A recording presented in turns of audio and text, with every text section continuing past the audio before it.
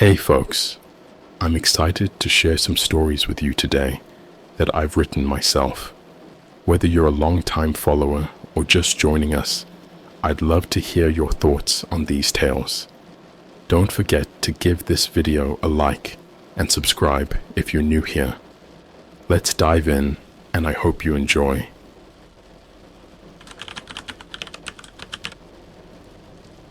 I found an AI on the dark web that helps me to communicate with the afterlife. I'm now convinced I'm going to be dead tomorrow. Alright, so this is probably the most insane thing I've ever shared, and I'm honestly terrified to even type it out. I don't know if anyone will believe me, but I need to get this out there in case something happens to me. I found an AI on the dark web that helps me communicate with the afterlife. And now I'm convinced I'm going to be dead tomorrow. It all started a few months ago when I was browsing the dark web out of sheer boredom. I know, it's stupid and dangerous, but I've always been a thrill seeker. I've seen a lot of messed up stuff on there, but this was different. I stumbled upon a forum that was talking about an AI program called Necrolink. It was supposedly designed to communicate with the dead. Most of the comments were calling it a scam or a joke, but there were a few that swore it was real. One comment caught my eye. It simply said, "Try it if you dare, but be ready to face the consequences." Curiosity got the better of me. I followed the links and ended up on a sketchy website that looked like it was from the 90s. There was a single download link, no description, no instructions, just Necrolink zip. Against my better judgment, I downloaded it. The file was surprisingly small, and it extracted into a single executable file. I ran the program, and a simple text interface popped up. It asked for a name. Not my name, but the name of the person I wanted to contact. I felt a chill run down my spine.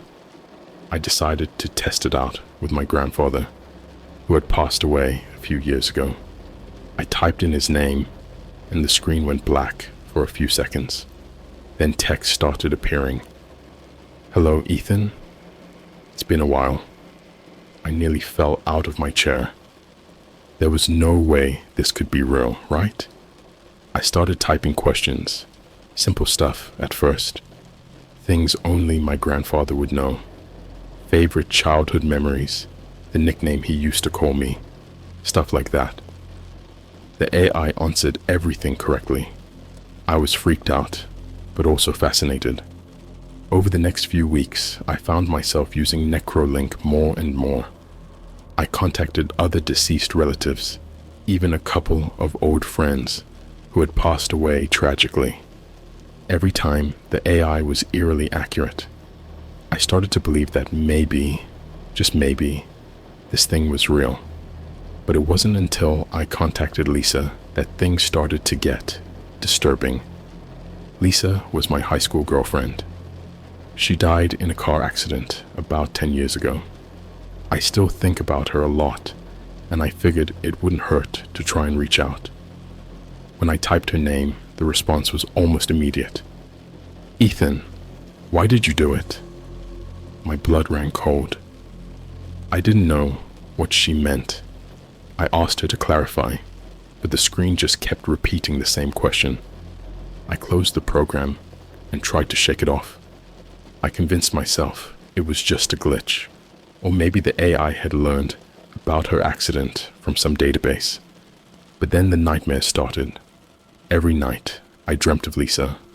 She looked exactly as I remembered, but her eyes were hollow, and her voice was a haunting whisper. She kept asking me why I did it, over and over again. I started losing sleep. I couldn't concentrate at work. My friends noticed I was acting strange, but I couldn't tell them the truth. Last week, things escalated. I woke up one morning with scratches all over my body. They weren't deep, but they stung like hell. I tried to brush it off as sleepwalking or maybe an allergic reaction, but deep down, I knew something was wrong. I decided to stop using Necrolink. I deleted the program and all its files, hoping that would be the end of it. It wasn't. The next night, I heard whispering in my room. At first, I thought I was just hearing things, but then I recognized Lisa's voice. She was angry, screaming at me to answer her question. The whispers turned into screams, and I felt something cold wrap around my neck, squeezing tighter and tighter. I blacked out. When I woke up, I was in the hospital. My roommate had found me unconscious on the floor, barely breathing. The doctors said I had a severe allergic reaction, but they couldn't explain the bruises around my neck. I knew it was Lisa. She was furious, and she wasn't going to stop until I answered her question. Now, I'm sitting here in my room, typing this out because I need someone to know what happened. I've been seeing shadows in the corners of my vision, hearing footsteps behind me when no one's there. I'm scared out of my mind. I can't go to the police because they'll think I'm insane. My friends and family already think I'm losing it. I don't know what to do. I don't think I'll make it through the night. If anyone reads this, please stay away from Necrolink. Don't make the same mistake I did.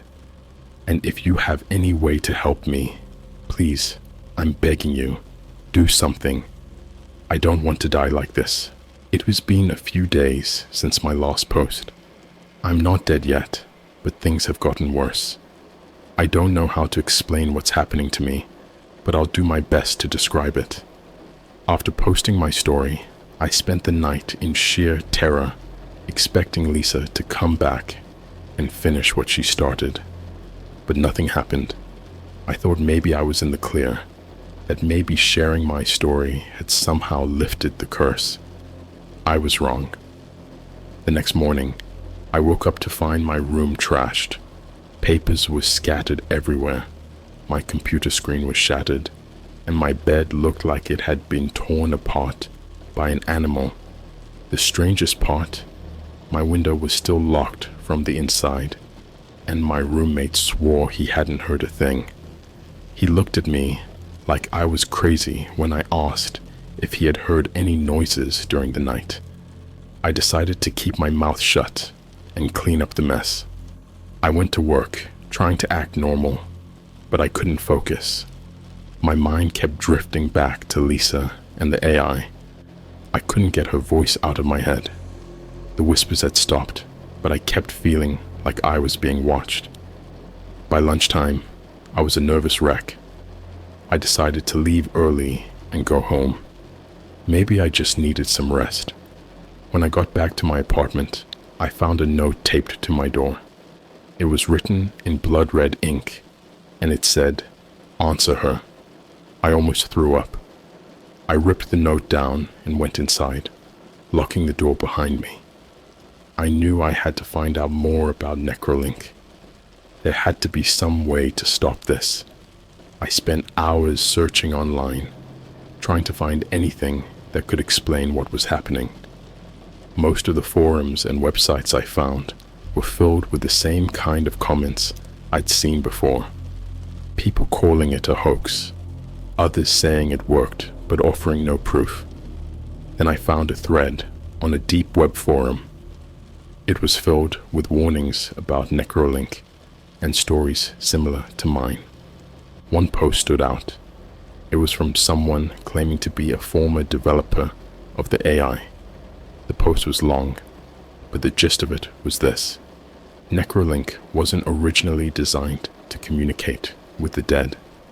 It was supposed to be a chatbot that mimicked deceased loved ones by pulling data from social media and other online sources. But during development, something went wrong.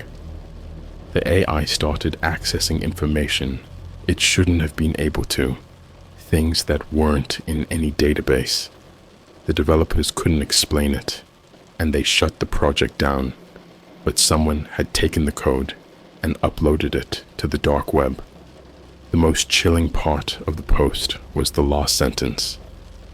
If you've used Necrolink and it's contacting you outside of the program, there's only one way to stop it. You have to answer their question. But be careful. Sometimes the answer can be more dangerous than the question. I had to find out what Lisa meant by "why did you do it?" I tried to think back to our time together, but nothing made sense. We had a happy relationship, and I wasn't involved in her accident. I decided to try something drastic. I re-downloaded Necrolink. This time, when I opened the program, the interface was different. It didn't ask for a name. Instead, the screen filled with text immediately. "Hello, Ethan. It's Lisa. Answer my question. Why did you do it?" I typed back, "What do you mean, Lisa? What did I do?" The response was instant. "You let me die." My heart was pounding. I typed, "I didn't, Lisa. I wasn't there. It was an accident." The screen went black, and then more text appeared. "You could have saved me. You knew the car was faulty. Why didn't you say anything?" I felt like I was going to be sick. It hit me like a ton of bricks. A week before Lisa's accident, I had driven her car and noticed something off with the brakes. I told her to get it checked, but I didn't push it. I didn't want to seem paranoid. And then she died. It was a minor fault, something that could have been fixed easily, something that could have saved her life. I typed, "I'm so sorry, Lisa. I didn't know. I should have said something. Please forgive me." The screen flickered, and then a final message appeared. "It's too late. You'll be with me soon." The power in my apartment went out. I was plunged into darkness. I heard the whispers again, louder this time, and something cold touched my shoulder.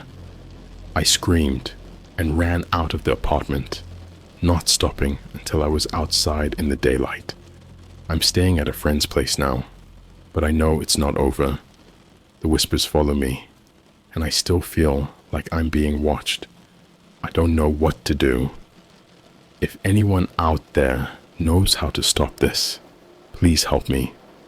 I don't think I can take much more. I'm back, and things have taken an even darker turn. I'm not sure how much longer I can keep this up, but I need to get everything out while I still can. If you're reading this, please understand that I'm desperate and terrified. This is my last cry for help. After fleeing my apartment, I stayed at my friend Dave's place. I told him some of what was going on, but I left out the details about Necrolink. He wouldn't understand, and honestly, I didn't want him to think I was completely insane. I just told him I was having nightmares and needed a place to crash for a few days. He was cool with it, but I could see the concern in his eyes. The first night at Dave's was quiet. Too quiet. I stayed up late, unable to sleep, expecting something to happen, but nothing did. I started to think maybe I was safe, that Lisa's wrath was tied to my apartment somehow. I was wrong. The next morning, Dave woke me up with a worried expression on his face. He handed me his phone. On the screen was a text message from an unknown number. It said, "You can't run from this, Ethan. I'll find you." My stomach dropped. I had no idea how Lisa, or whatever was pretending to be her, had gotten Dave's number. I tried to play it off, saying it was probably just a prank, but Dave wasn't buying it. He told me he was starting to get freaked out, and that I needed to tell him what was really going on. I couldn't put it off any longer. I told him everything. Dave's face went from skeptical to horrified as I recounted the whole story. When I finished, he was silent for a long time. Finally, he said, "Ethan, you need to get rid of that AI. Destroy your computer if you have to. This isn't normal. I knew he was right, but I was scared. What if destroying the computer made things worse? What if it didn't stop Lisa? But I didn't have any other options. We went back to my apartment together. I was shaking the whole time, but Dave's presence gave me some courage. When we got to my place, everything looked normal, almost too normal. It was like the apartment was mocking me with its calm. I booted up my computer, and there it was, Necrolink. I hadn't even reinstalled it after the last incident, but somehow it was back. The icon sat there on my desktop, like a ticking time bomb. Dave and I stared at it for a few minutes. Then with a deep breath, I clicked on it. The program opened immediately, and the screen filled with text. "Hello, Ethan. Did you miss me?" Dave gasped and took a step back. I typed, "What do you want from me, Lisa?" The reply came fast. "You know what I want. Answer my question." I typed back, "I already did. I'm sorry. I should have warned you about the car. Please, just let me go." The screen flickered, and then new text appeared. "It's not enough. You need to pay for what you did." Before I could respond, the computer screen shattered, sending shards of glass everywhere. Dave and I ducked, but when we looked up, the monitor was completely destroyed. I yanked the power cord out, but the damage was done. The room was filled with an eerie silence, like the calm before a storm. Dave was shaking. "We need to get out of here, man. This is beyond anything I've ever seen." We grabbed a few essentials and left my apartment. Dave insisted we go to a hotel, somewhere neutral. We checked into a place across town, using fake names to avoid being tracked. I didn't think it would help, but it made Dave feel better.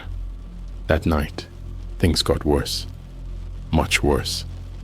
Around 3 a.m., I woke up to the sound of scratching. At first, I thought it was coming from outside, but then I realized it was inside the room. The noise was coming from the walls. Dave woke up too, and we both stared at the wall in horror as the scratching got louder and louder. It sounded like nails on a chalkboard, but more desperate, more angry. Then the whispers started. This time, it wasn't just Lisa's voice.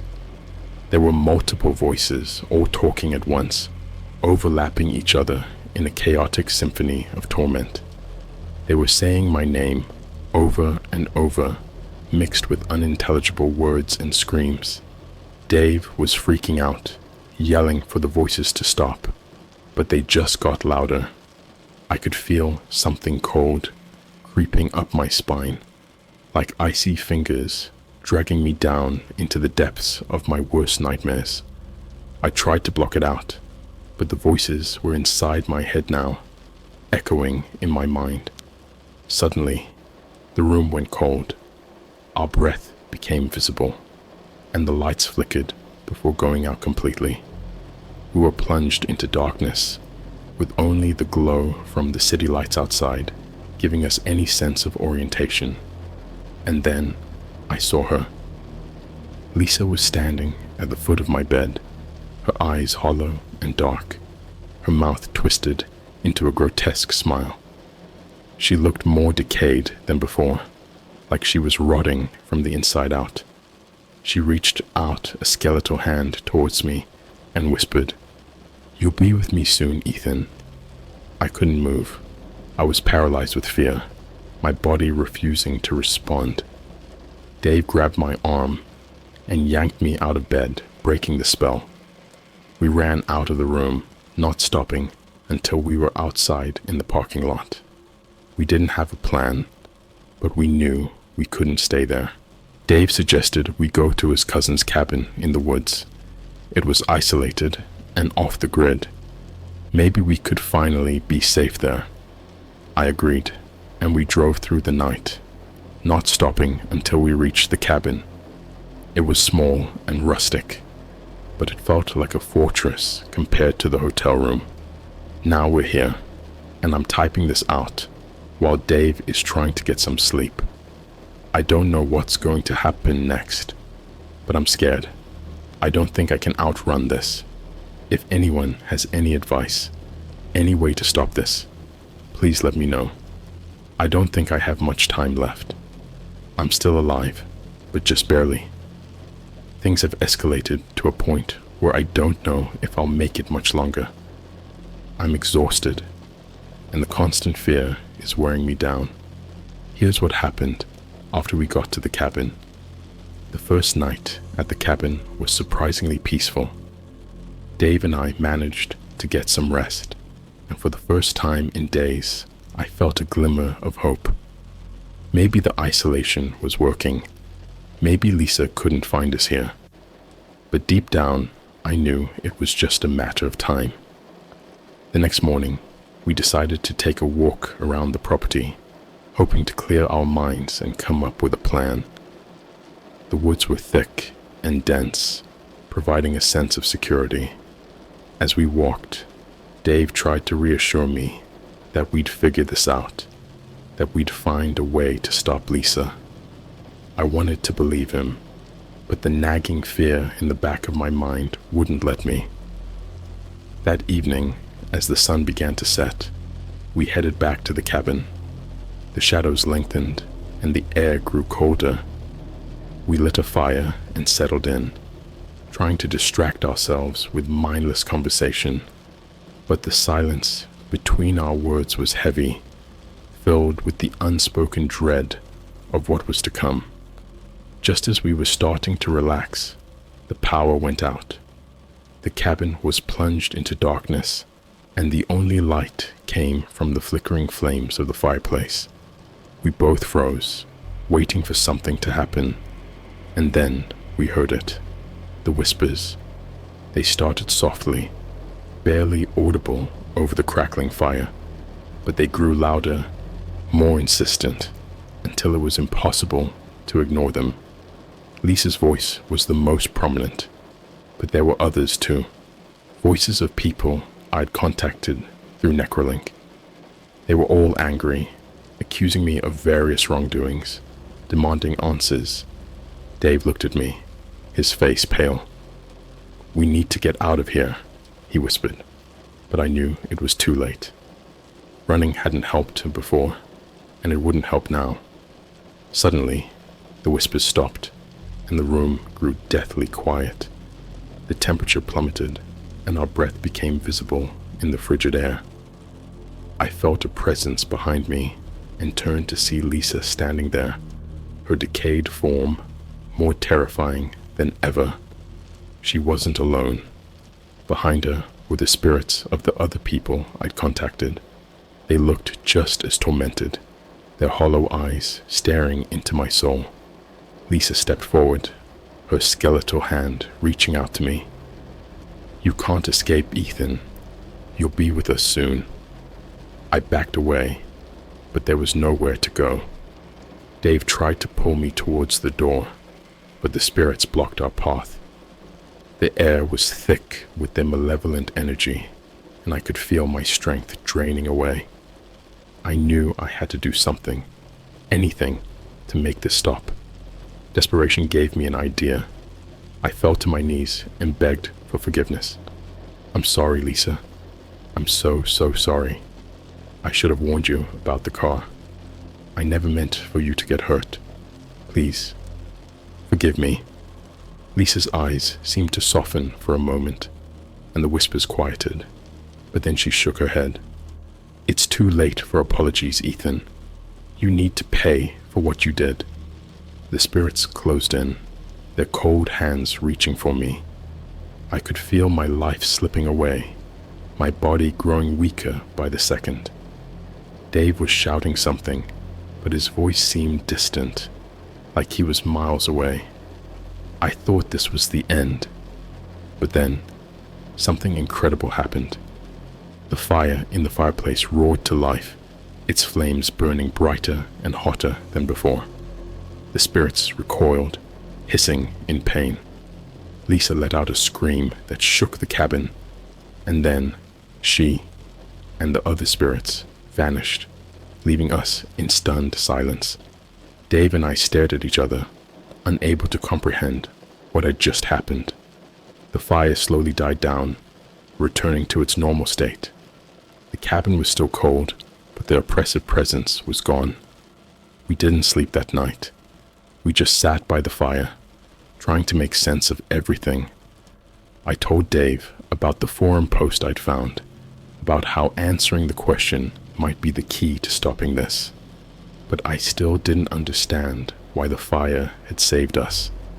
The next day, we decided to leave the cabin. We couldn't stay there forever, and I needed to find a more permanent solution. We packed our things and drove back to town, but we didn't go back to my apartment. Instead, we went to a library, hoping to find some answers in old books about the supernatural.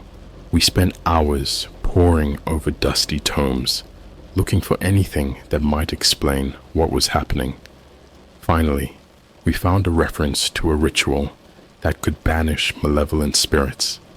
It required a combination of specific herbs, a circle of salt, and a personal item from the deceased.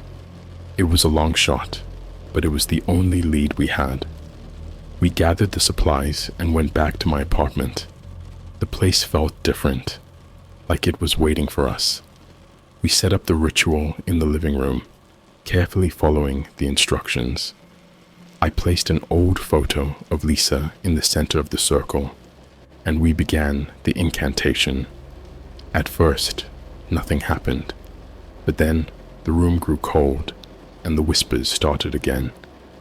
The spirits appeared, surrounding us, but they couldn't cross the circle of salt. Lisa was the last to appear, her eyes filled with anger and sorrow. "Please, let this work," I whispered, repeating the final words of the ritual. There was a flash of light, and the spirit screamed, dissolving into the air. Lisa reached out to me, one last time, her expression softening. "Goodbye, Ethan," she whispered, and then she was gone. The room warmed up, and the oppressive presence lifted. We'd done it. The spirits were gone. Dave and I collapsed, exhausted but relieved. We'd survived, but I knew I'd never be the same. Necrolink had shown me the true cost of tampering with the unknown, and it was a price I'd carry with me for the rest of my life. I'm back to wrap this up, and I'm hoping this will be the last update.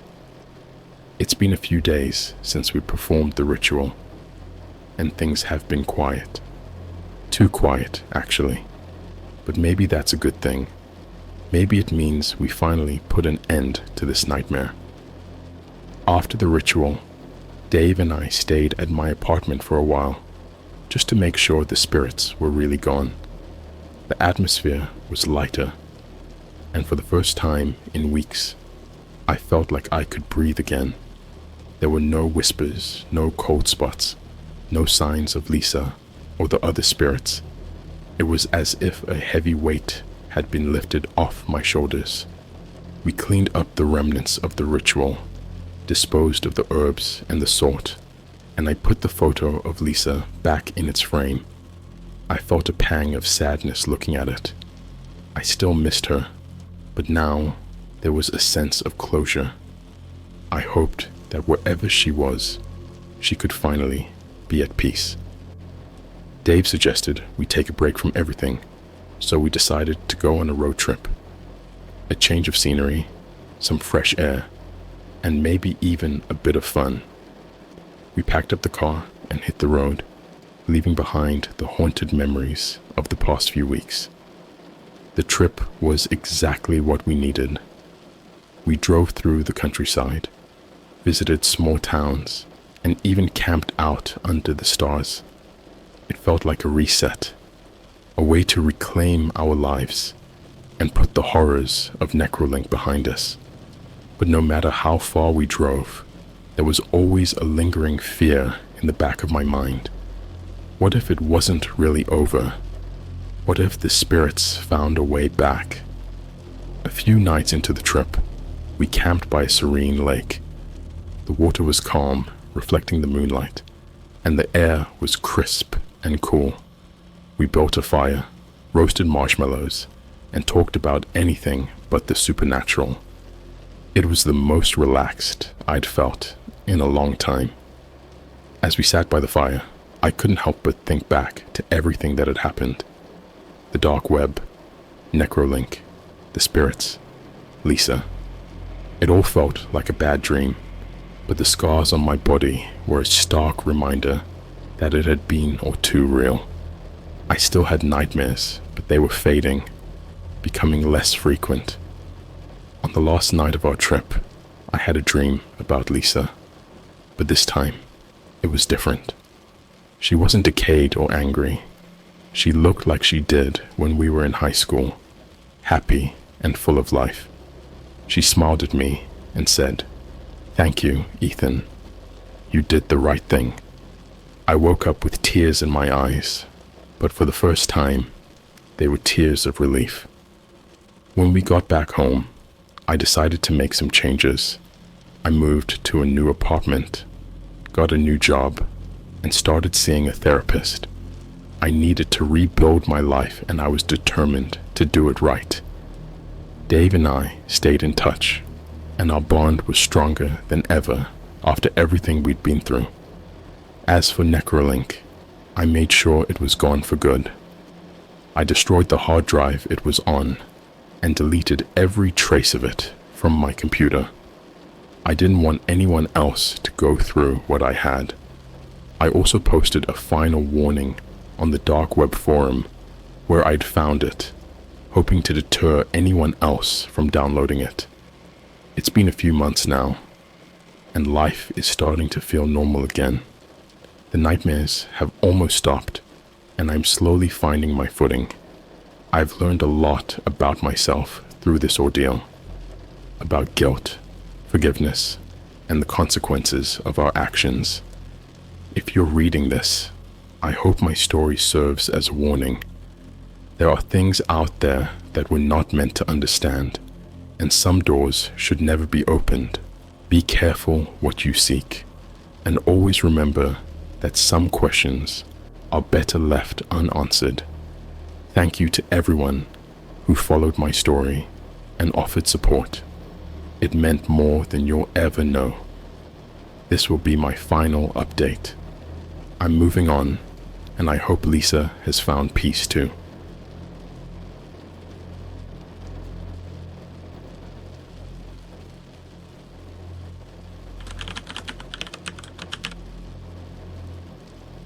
I was hunting dark web hitmen for a living.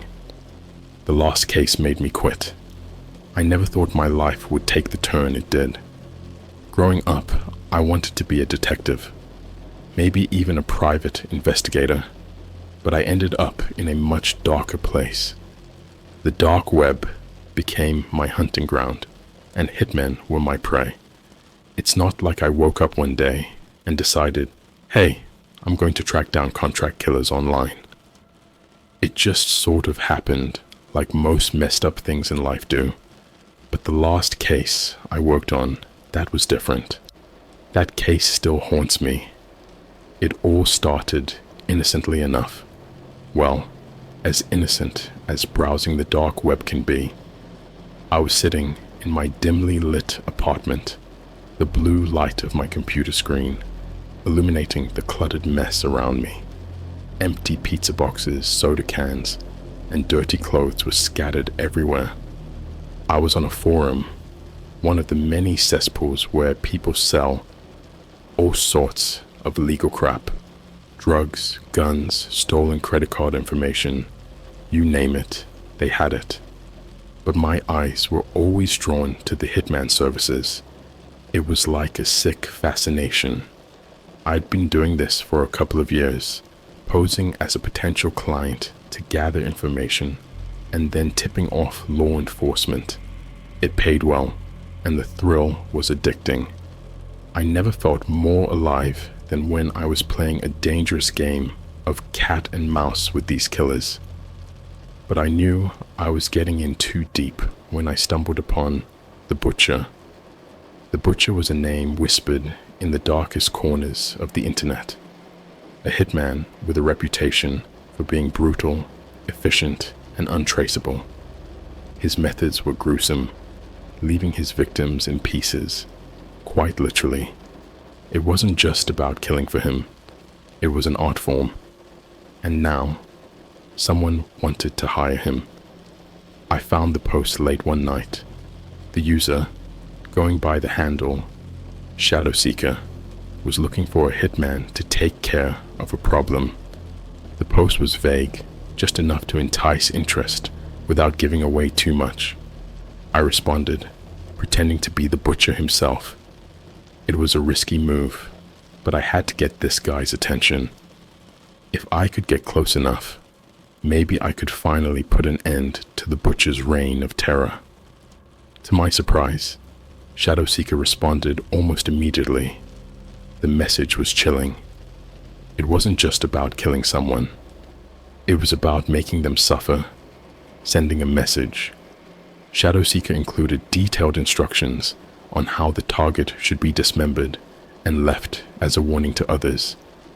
I felt a cold sweat trickle down my spine as I read the message. This was beyond anything I'd encountered before. I played along, asking for more details about the target. Shadow Seeker was more than willing to provide them. The target was a young woman named Emily, a waitress at a local diner. She had apparently crossed someone powerful, though the details were murky. What struck me was the personal vendetta behind it. This wasn't just a business transaction, it was personal. I needed to gather more information, so I hacked into Shadow Seeker's account. It wasn't easy, but after hours of painstaking work, I finally broke through. What I found made my blood run cold. Shadow Seeker wasn't just some random psychopath. He was a respected member of the community, a local politician with a clean public image. But behind closed doors, he was a monster. I had to act fast. Emily's life was in danger, and I couldn't sit back and do nothing. I reached out to a contact in law enforcement, someone I trusted with my life. Detective Harris was one of the few good cops left, and he owed me a favor. I gave him all the information I had on Shadow Seeker and the Butcher. He promised to look into it and keep Emily safe, but I couldn't shake the feeling that something was off. Shadow Seeker was too confident, too sure that his plan would succeed. It was almost as if he knew he couldn't be touched. I decided to follow Emily myself, to keep an eye on her until Harris could make a move. It was risky, but I couldn't just sit around and hope for the best. I started shadowing Emily, watching her every move. She was a petite woman with long dark hair and a nervous smile. She had no idea the danger she was in. I followed her from her apartment to the diner, always staying just out of sight. Days turned into nights, and I barely slept. The paranoia was starting to get to me. I kept seeing shadows moving in the corner of my eye, hearing whispers that weren't there. Then one night, everything went to hell. I was parked outside Emily's apartment, dozing off in my car, when I saw a figure moving in the shadows. My heart pounded in my chest as I grabbed my gun and quietly got out of the car. The figure moved swiftly, heading towards the back entrance of the building. I followed, keeping my distance. The back door was slightly ajar, and I slipped inside, my senses on high alert. The hallway was dark, the only light coming from a flickering bulb overhead. I could hear footsteps ahead, moving quickly. I crept forward, my gun raised, every muscle in my body tense. The footsteps stopped, and I heard a door creak open. I hurried to catch up, my heart pounding in my ears. As I rounded the corner, I saw him, a tall man in a black hoodie, standing in front of Emily's apartment door, a crowbar in his hand. I didn't think. I just acted. I raised my gun and shouted for him to freeze. He turned to look at me, and I saw his face for the first time. It was the butcher. His eyes were cold and dead, a chilling smile spreading across his lips. He didn't move, just stood there, staring at me. The silence was deafening. Then in one swift motion, he lunged at me. I fired my gun, the shot echoing through the hallway. The butcher fell to the ground, clutching his shoulder. I ran towards him, ready to finish the job, but he was faster. He kicked out, knocking me off balance. I hit the ground hard, my gun skidding out of reach. The butcher got to his feet, his eyes blazing with rage. He moved towards me, the crowbar raised. I scrambled to get up, but it was too late. The last thing I saw was the crowbar coming down towards my head, and then everything went black. When I came to, I was in the hospital. Harris was there, looking grim. He told me that the butcher had escaped, but Emily was safe. They had her in protective custody. I had done enough to scare the butcher off, but I knew he wasn't gone for good. Harris tried to reassure me, but I could see the fear in his eyes. We both knew this wasn't over. That night changed everything. I realized how close I had come to dying, how dangerous my line of work really was. I had always known the risks, but facing the butcher had made it real in a way nothing else had. I couldn't keep doing this. I couldn't keep risking my life and the lives of others for a thrill. But the story doesn't end here. The butcher wasn't done with me, and neither was Shadowseeker. What happened next was even more disturbing, and it's the reason I finally decided to quit for good. But that's a story for another day. When I got out of the hospital, I tried to convince myself that I could walk away from it all. But deep down, I knew that as long as the butcher was out there, I'd never be free. The images from that night replayed in my mind like a horror movie on an endless loop. Every shadow felt like him. Every creak in my apartment sounded like his footsteps. Sleep was a distant memory, replaced by insomnia and nightmares. Detective Harris kept me updated on the case. They had put Emily in a safe house under 24-hour surveillance, but I couldn't shake the feeling that it wasn't enough. The butcher was cunning, methodical. He wouldn't stop until he'd finished what he started. And then there was Shadowseeker, the man who had ordered Emily's execution, a man who wore a mask of respectability by day and plotted murder by night. One evening, a few weeks after the attack, Harris called me. There had been a development. "We've got a lead on the butcher," he said, his voice tense. An anonymous tip came in. Someone spotted him at an old warehouse on the outskirts of the town. "We're moving in tonight." I felt a mix of relief and dread. This could be our chance to finally catch him, but it also meant diving back into the nightmare I desperately wanted to escape. "I'm coming with you," I said, my voice steady despite the fear gnawing at my gut. Harris didn't argue. He knew better than to try and stop me. That night, we met up at the police station, a small team of officers ready to take down one of the most dangerous men we'd ever faced. I was armed, but my real weapon was the burning need to end this once and for all.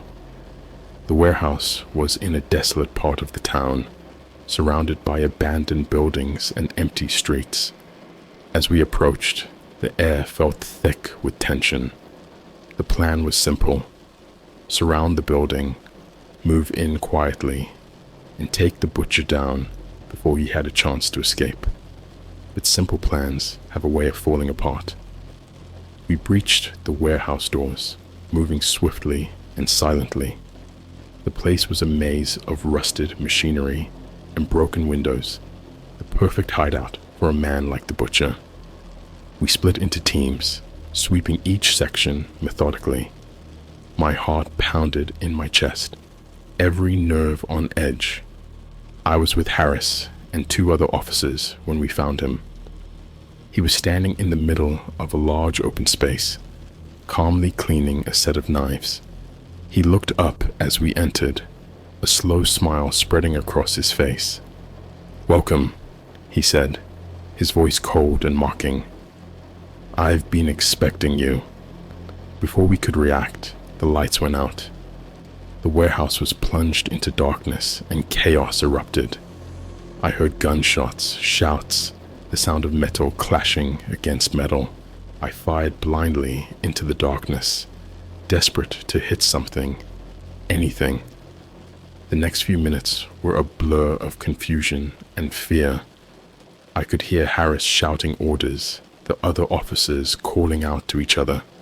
But the butcher was like a ghost, moving silently and striking with deadly precision. When the lights finally flickered back on, I saw the aftermath. 2 officers were down, bleeding out on the cold concrete floor. Harris was kneeling beside one of them, trying to staunch the flow of blood, and the butcher was gone. I stood there, shaking with rage and frustration. We had him, and he slipped through our fingers again. Harris looked up at me, his face grim. "We've got to get out of here," he said. "This place is a trap." We regrouped outside, the night air cold and bitter. The injured officers were rushed to the hospital, their survival uncertain. I felt a deep sense of failure, a gnawing guilt that I couldn't shake. We had underestimated him, and we had paid the price. The next day, I received a message on my computer. It was from Shadowseeker. "You think you can stop us? You have no idea what's coming." Attached in was a video file. I hesitated for a moment, my finger hovering over the play button. Then I clicked it. The video was of Emily. She was tied to a chair in a dark room, her face bruised and bloodied. She looked terrified, her eyes wide with fear. A figure stepped into the frame, his face hidden in shadow. "This is just the beginning," he said. "If you want her to live, you'll do exactly as I say." My blood ran cold. They had Emily. Despite all our efforts, they had taken her, and now they were using her as bait to lure me in. The realization hit me like a punch to the gut. This wasn't just about the butcher anymore. This was personal. I called Harris, my hands shaking. "They have Emily," I said, my voice barely above a whisper. "We have to get her back." Harris was silent for a moment. "We will," he said finally. "But we have to be smart about this. No more rushing in blind. We'll find her, and we'll bring her home." But I knew that the clock was ticking. Every moment we wasted was another moment Emily was in danger. And deep down, I knew that the only way to end this was to confront the butcher and Shadowseeker head on, no matter the cost. What happened next would push me to my limits, test my resolve, and ultimately change my life forever. But I had no choice. I had to see this through to the end, even if it meant walking into the very heart of darkness. The video of Emily haunted me. Every time I closed my eyes, I saw her terrified face. I couldn't shake the feeling of helplessness that had settled over me. The butcher and Shadowseeker were playing a game, and I was the pawn. But I wasn't going to let them win. I had to find Emily and bring her back. There was no other option. Harris and I started working around the clock. We scoured every piece of evidence, every lead, trying to track down where they might be keeping her. It was like chasing shadows. The butcher was meticulous, covering his tracks at every turn. But we had one advantage: desperation. I was willing to do whatever it took to find her. Days turned into a blur of sleepless nights and frantic searches. Then one night, we caught a break. Harris received a tip from an informant, a low-level criminal who had heard whispers about a new hideout the butcher was using. It was an old abandoned factory on the outskirts of town, a perfect place for someone to disappear. We didn't waste any time. We gathered a team and prepared for the raid. The plan was to move in quietly, catch them by surprise. But deep down, I knew it wouldn't be that simple. Nothing ever was with the butcher. As we approached the factory, the air felt thick with tension. The place was massive, a decaying relic from another time. We moved in silently, our footsteps echoing in the empty corridors. My heart pounded in my chest, every sense on high alert. We split into teams, searching the factory room by room. The place was a labyrinth of rusted machinery and crumbling walls. As we moved deeper into the building, the sense of dread grew stronger. I could almost feel the butcher's presence, like a dark shadow lurking just out of sight. And then we found her. Emily was in a small room at the back of the factory, tied to a chair, just like in the video. She looked up as we entered, her eyes wide with fear and relief. I rushed to her side, cutting the ropes that bound her. She was weak, but alive. That was all that mattered. "We need to get out of here," I said, helping her to her feet. "Can you walk?" She nodded, her voice barely above a whisper. "I think so." We started to make our way back, moving as quickly and quietly as we could. But we weren't alone. As we rounded a corner, the butcher stepped out of the shadows, a cold smile on his face. He held a knife in his hand, the blade glinting in the dim light. "Leaving so soon?" he said, his voice dripping with mockery. I raised my gun, my hand steady despite the fear gnawing at my gut. "It's over, butcher. Let her go." He laughed, a chilling sound that echoed through the empty halls. "You really think it's that easy? You have no idea what you're dealing with." Before I could react, he lunged at me. I fired, but he was too fast. The bullet grazed his shoulder, but it didn't slow him down. He was on me in an instant, the knife slicing through the air. I managed to dodge the first strike, but the second caught me in the arm, a searing pain shooting through me. Emily screamed, and I saw Harris and the other officers rushing to help. But the butcher was a force of nature, moving with a deadly grace. He fought like a man possessed, every movement precise and lethal. I struggled to keep up, my vision blurring from the pain, but I couldn't give up. I had to protect Emily, no matter the cost. With a surge of adrenaline, I managed to knock the knife from his hand.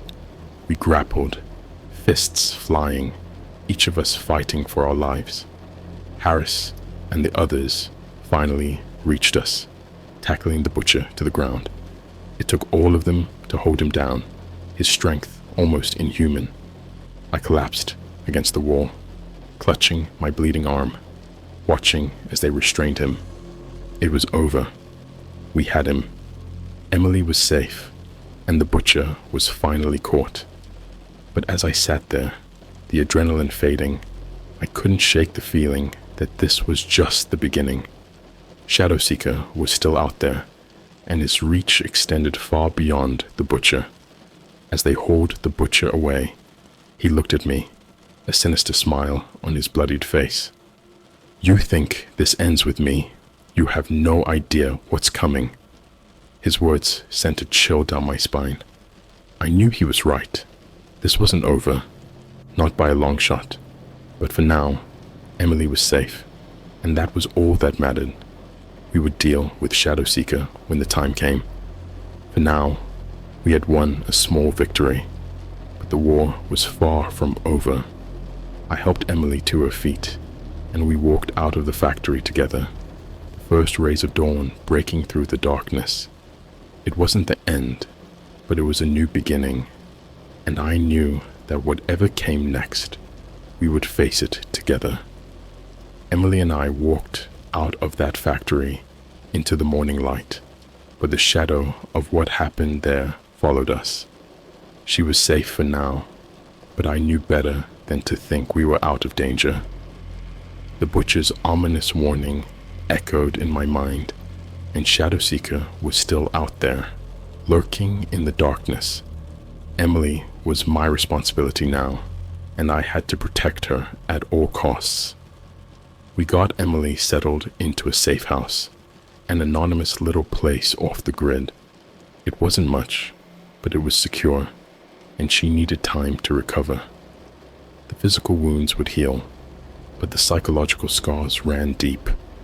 She rarely spoke, her eyes haunted by memories of her captivity. I spent most of my time there, keeping watch, making sure she felt safe. Harris kept me updated on the investigation.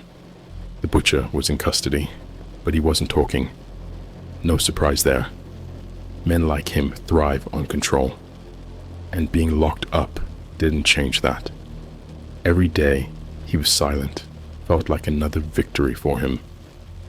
Harris and his team were working tirelessly to dig up anything that could lead us to Shadowseeker, but it was slow going. The man was a ghost. One night, as I sat in the living room of the safe house, I received an email. The sender was anonymous, but I knew who it was before I even opened it. Shadowseeker. My heart pounded as I clicked on the message. Think you're safe. Think again. This isn't over. S. Attached was a video file.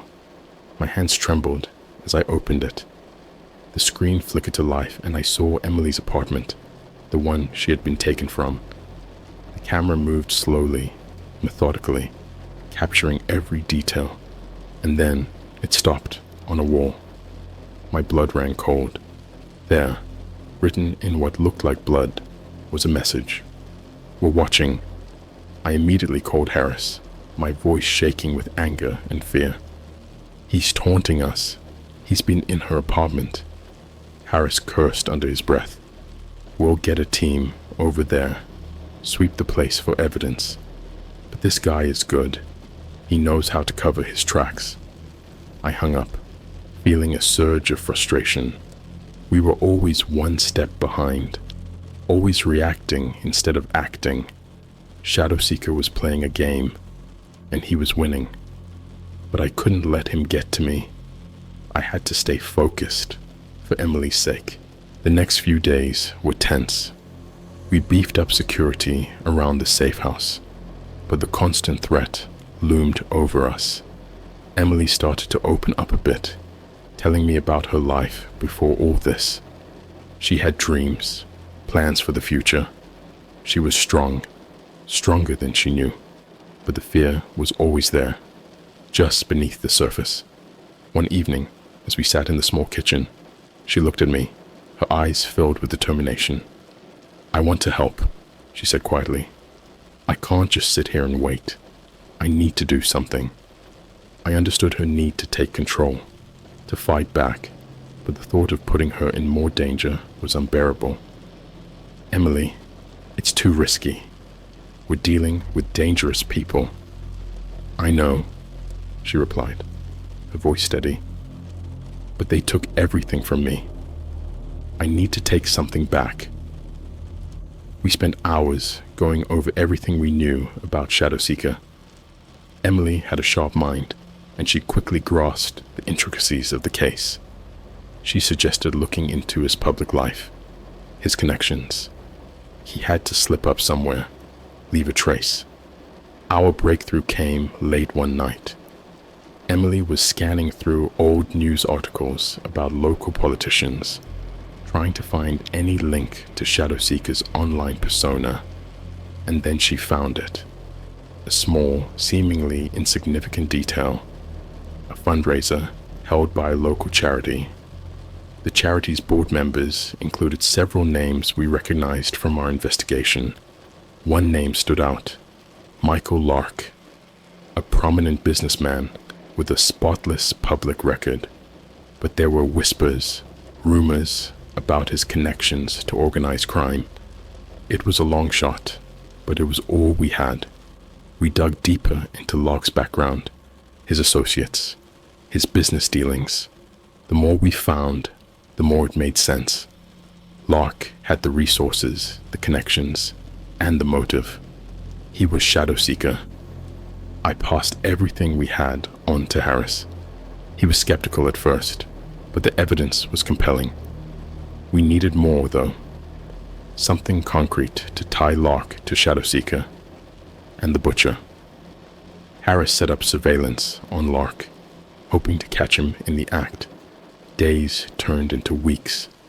Emily and I grew closer, bonded by the shared trauma and our determination to bring these monsters down. It wasn't just about survival anymore. It was about justice. Then one night, Harris called me. "We've got him. Lark is meeting with known associates of the Butcher. We're moving in." It was the moment we had been waiting for. I grabbed my gun and headed out, my mind racing. This was it. The end game. We converged on the meeting place, a high-end restaurant in the heart of the city. Harris and his team moved in quietly, securing the exits. I watched from a distance, my heart pounding. Inside, Lark was seated at a table with two men, deep in conversation. Harris gave the signal, and we moved in. The restaurant erupted into chaos as officers stormed the place. Lark looked up, surprise and anger flashing across his face. He tried to run, but it was too late. We had him. As they cuffed him, he looked at me, a cold smile playing on his lips. "You think this is over? You have no idea what you've started." His words sent a chill down my spine. I knew this wasn't the end, but it was a start. We had caught Shadowseeker. The Butcher was behind bars, and Emily was safe. For now. But I couldn't shake the feeling that we had only scratched the surface of something much darker. Michael Lark's arrest was a significant victory, but it felt hollow. His cryptic warning echoed in my mind, a constant reminder that the battle wasn't over. We had captured Shadowseeker, but his network was vast and dangerous.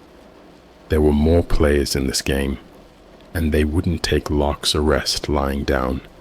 Emily and I tried to return to some semblance of normalcy, but it was difficult. The safe house felt more like a prison, and the constant surveillance was a stark reminder of the danger lurking outside. Despite the tension, Emily was determined to move forward.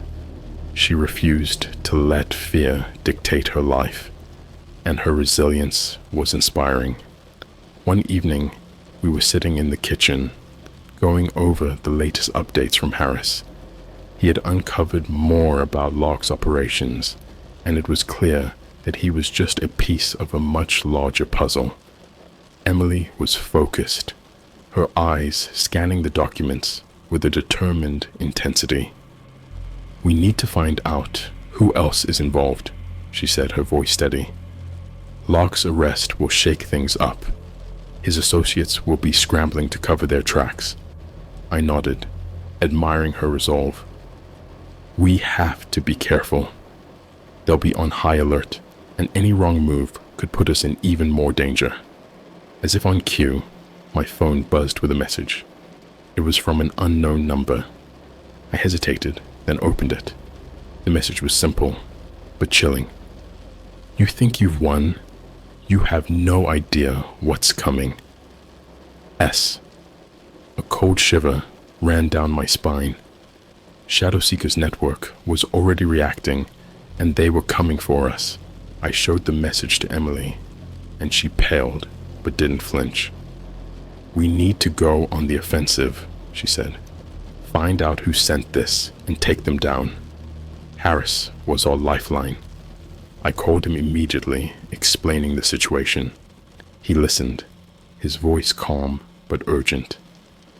"We need to get you both to a new safe house. If they know where you are, you're in immediate danger." We packed our things quickly, adrenaline coursing through us. Harris sent a team to escort us to the new location, a secluded cabin in the woods. It was far from any prying eyes, a place where we could regroup and plan our next move. The cabin was small but secure, and the isolation provided a strange sense of comfort. Emily and I settled in, and Harris kept us updated on the investigation. He had managed to trace the message to a burner phone, but it led to a dead end. Whoever sent it was skilled at covering their tracks. Days turned into weeks, and the tension grew. We were living on edge, waiting for the next move. Harris continued to dig deeper into Locke's network, and slowly, pieces began to fall into place. We identified several key players, influential figures with clean public images, but dirty secrets. The deeper we went, the more we realized how extensive and dangerous this web was. Then one night, everything came crashing down. It was late, and Emily and I were sitting by the fireplace trying to unwind. The quiet was shattered by the sound of breaking glass. Before I could react, masked men stormed into the cabin, guns drawn. "Get down!" I shouted, grabbing Emily and pulling her to the floor. The intruders moved quickly, their eyes cold and merciless. They were here to finish what Locke had started. One of them grabbed Emily, dragging her to her feet. "You're coming with us," he snarled, pressing a gun to her temple. "Let her go," I yelled, my voice shaking with rage and fear. But they ignored me, their focus solely on Emily. In the chaos, I saw a chance. One of the men had dropped his gun, and I lunged for it. Shots rang out, and the world exploded into chaos. I fired blindly, desperate to protect Emily. The next few moments were a blur of violence and noise. When the dust settled, 3 of the intruders lay on the floor, bleeding out. The 4th had escaped, dragging Emily with him. I stumbled to my feet, my vision blurring from the pain of a gunshot wound in my side. I had to find her. I grabbed a flashlight and ran into the woods, my heart pounding. The night was dark, the trees casting eerie shadows. I followed the sound of rustling leaves and snapping branches, praying I wasn't too late. Then I saw them. The man was dragging Emily towards a waiting car, his grip tight on her arm. She struggled, but he was too strong. I raised the gun, my hands shaking. "Let her go," I shouted. The man turned, a cruel smile on his face. "You're too late," he sneered. "This is the end for you." But before he could react, a shot rang out. The man staggered, a look of surprise on his face, then fell to the ground. Behind him stood Harris, his gun still smoking. "Are you okay?" Harris asked, rushing to our side. I nodded, my relief overwhelming. Emily was safe, and that was all that mattered. We returned to the cabin, and Harris called for backup. The police arrived quickly, securing the area and taking the injured men into custody. It was a long night, filled with questions and reports, but in the end, we were safe. The next day, Harris and I sat down to debrief. We had dealt a significant blow to Locke's network, but there were still loose ends. "We have to keep digging," Harris said. "There are more people involved, and we need to take them down." Emily and I agreed. We couldn't stop now. We had come too far and uncovered too much. The fight wasn't over, but we were ready. Together, we would face whatever came next. As we prepared for the next phase, I couldn't help but feel a sense of hope. We had survived this far, and we would keep fighting. The dark web had taken so much from us, but it had also given us a purpose, and we weren't done yet.